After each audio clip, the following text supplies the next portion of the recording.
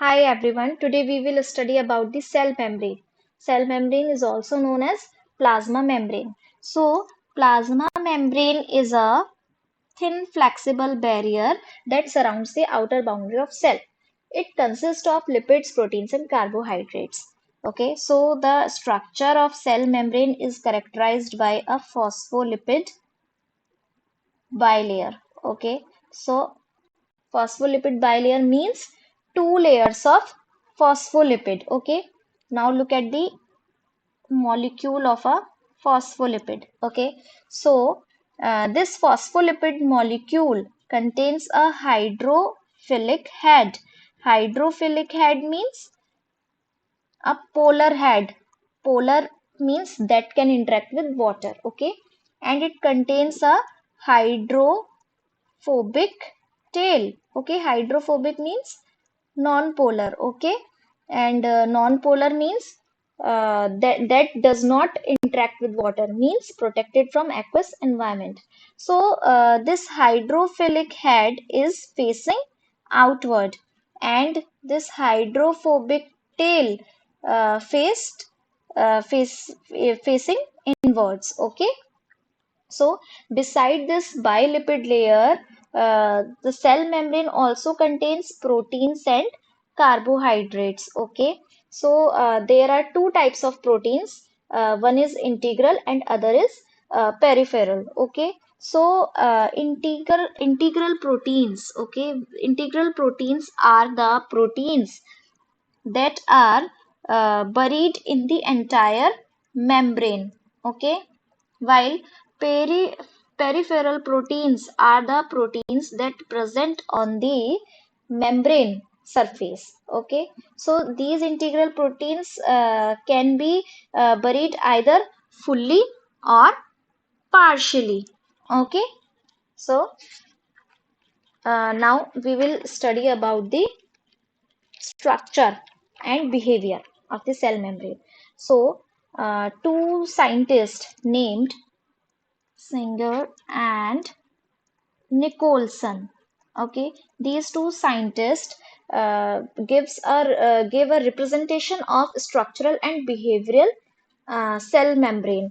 Okay, so according to their theory, they portray cell membrane as a dynamic and fluid phospholipid bilayer embedded with proteins and creating a mosaic-like pattern. Okay, so according to them, the cell membrane is not rigid, but it is like a fluid.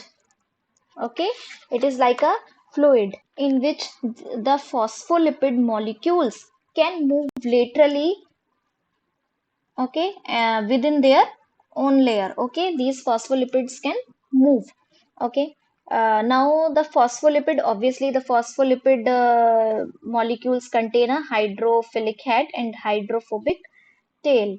Okay, now they create a mosaic pattern, means distribution of proteins is not uniform. Okay, so these are some key features: fluidity, phospholipid and mosaic. So these are some of the key features. Okay, now we will discuss about the functions of plasma membrane one by one. Okay, so the first function is physical barrier. Okay, cell membrane act as a physical barrier that separates the cell's internal environment from the external environment. Okay, second is selective permeability, means it allows the passage of certain substances while restricting the movement of other. Okay, next is cell signaling. Okay, so it contains receptors that can recognize and bind to a specific signaling molecule such as hormones and neurotransmitters. Okay, next is maintenance of cell shape. Okay, so cell membrane along with cytoskeleton helps maintaining the cell shape and structure. Next is cell adhesion. Okay, so cell adhesion molecules are present on the cell membrane, which facilitates cell to cell adhesion and interaction. Next is cellular recognition. So, cell membrane contains various molecules like glycoproteins and glycolipids that act as markers for cell recognition. Okay. Next is transport facilitation. Okay, so cell membrane houses various proteins, including channels, carriers, and pumps, which facilitate the transport of specific substances across the membrane. Okay, next is endocytosis and exocytosis.